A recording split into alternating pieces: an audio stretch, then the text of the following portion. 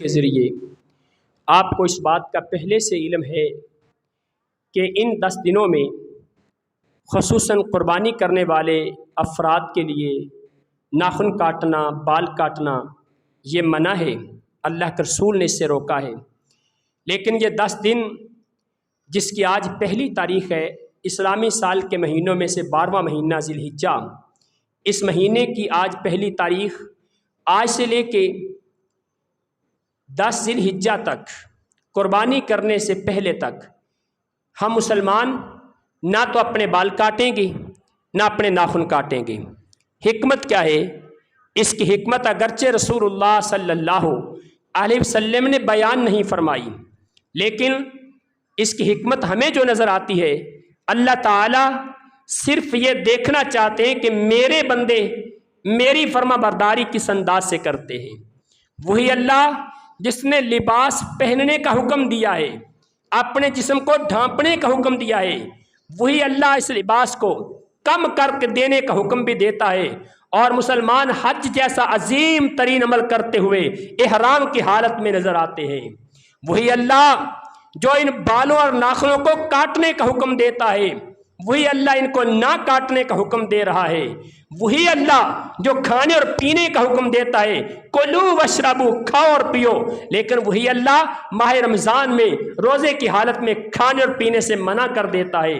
یہ اللہ کی قدرت، اللہ کے حکم ہے، اس کی حکمتوں کو اللہ جانتا ہے۔ مسلمان کا کام کیا ہے؟ مسلمان کی ذمہ داری یہ ہے کہ جب اللہ کا حکم آ گیا، جیسے رب نے کہہ دیا ویسے کر کے دکھا دیا۔ عام حالات میں ناخن کاٹنے کا حکم ہے، عام حالات میں بال کاٹنے کا حکم ہے، لیکن ان 10 دنوں کے اندر جب اللہ نے روک دیا تو ہمارا کام ہے رک جانا۔ پیغمبر کائنات علیہ السلام کا فرمان ہے، من اراد ان یضحی فلا یاخذن من اشعارہ ولا من اظفارہ، جو بندہ قربانی کرنا چاہتا ہے اس بندے کی ذمہ داری یہ ہے کہ اپنے بال بھی نہ کاٹے، اپنے ناخن بھی نہ کاٹے، بلکہ یہ پابندی تو بچوں پر بھی ہونی چاہیے، گھر کے تمام افراد کے لیے یہ پابندی ہونی چاہیے۔ نبی مکرم علیہ السلام کے صحابی سیدنا عبداللہ ابن عمر رضی اللہ تعالی عنہما، آپ مدینہ کی گلی سے گزر رہے ہیں، ایک عورت کو دیکھا وہ اپنے بیٹے کے بال کاٹ رہی ہے۔ جناب عبداللہ ابن عمر رضی اللہ تعالی عنہما اس سے کہتے ہیں، لو اخرتیہ الی العشر ذی الحجہ، اگر تو اس کو الی یوم النحر، اگر تو اس کو قربانی کے دن تک مؤخر کر دیتی، اس کے بال نہ کاٹتی تو تیرے لیے بہتر ہوتا۔ یعنی کہ اپنے بچوں کے بال بھی ان دنوں میں نہ کاٹیں، اپنے بچوں کے ناخن بھی ان دنوں میں نہ کاٹیں۔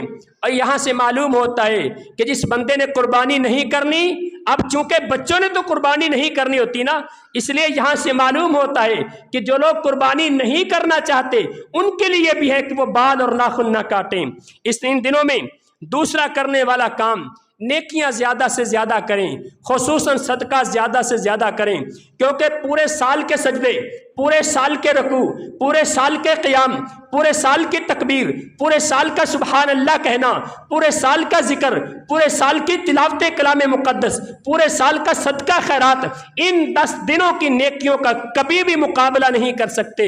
اللہ کے رسول سے پوچھا گیا، وَلَلْ جِهَادُ فِي سَبِيلِ اللَّهِ، اللہ کے رسول کیا جہاد کرنا بھی ان 10 دنوں کا مقابلہ نہیں کر سکتا؟ نبی رحمت علیہ السلام فرماتے ہیں، وَلَلْ جِهَادُ فِي سَبِيلِ اللَّهِ، ہاں اللہ کے راستے میں جہاد کرنا بھی ان 10 دنوں کا مقابلہ نہیں کر سکتا۔ إِلَّا رَجُلٌ خَرَجَ بِنَفْسِهِ وَمَالِهِ فَلَمْ يَرْجِعْ بِأَحَدٍ مِّنْهُنَّ، اللہ کے نبی فرماتے ہیں وہ بندہ جو جہاد کے لیے نکلا، اپنا مال لے کے نکلا، اپنا اسلحہ لے کے نکلا، اپنا گھوڑا لے کے نکلا، اپنی جان لے کے نکلا، جان اللہ کے راستے میں قربان ہو گئی، مال غنیمت کے طور پہ کافر لے کے چلے گئے، یہ کوئی بھی چیز لے کے اپنے گھر واپس نہیں پلٹا، اس کی نیکی تو زیادہ ہو سکتی ہے۔ دوسری حدیث کے الفاظ ہیں، الا رجل افر وجهه بالتراب، وہ بندہ جو راہ جہاد میں نکلا، اس کی گردن کٹی، اس کا چہرہ مٹی پہ گرا اور اس کے چہرے پہ مٹی لگ گئی، اس کا عمل تو زیادہ ہو سکتا ہے، ورنہ کسی اور کی نیکیاں ان 10 دنوں کی نیکیوں کا مقابلہ نہیں کر سکتی۔ ان 10 دنوں میں کرنے والا دوسرا بڑا کام التکبیر والتسبیح والتحلیل والتحمید، یہ چار کام اللہ کے رسول نے بیان کیے۔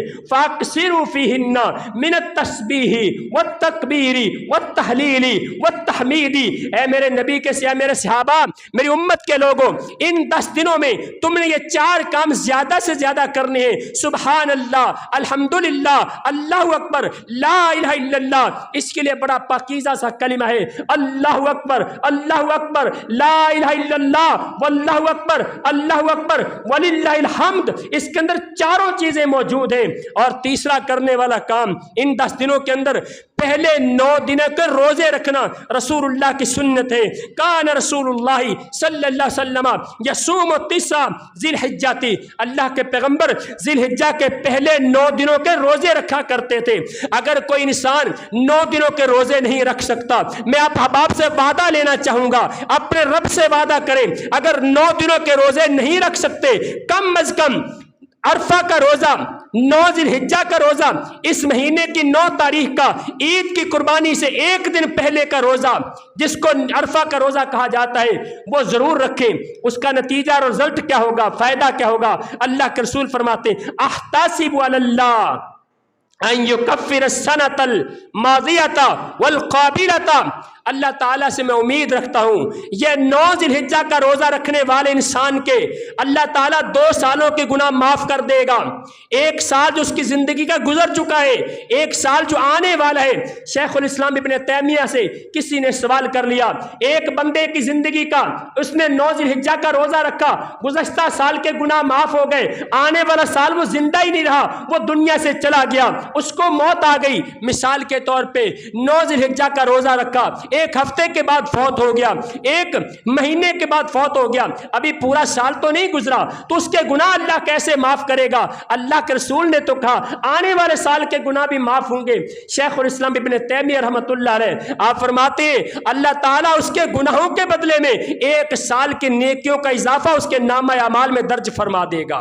لہٰذا 9 ذی الحجہ کا روزہ رکھنا یہ ہمارے لیے ضروری سمجھیں، اپنے لیے اس کو فرض قرار دے لیں کہ ہم نے لازماً یہ روزہ رکھنا ہے، کیونکہ پیغمبر کائنات کی سنت بھی ہے۔ اللہ تعالیٰ عمل کی توفیق عطا فرمائے۔ ان الحمدللہ نحمدہ ونستعینہ ونستغفرہ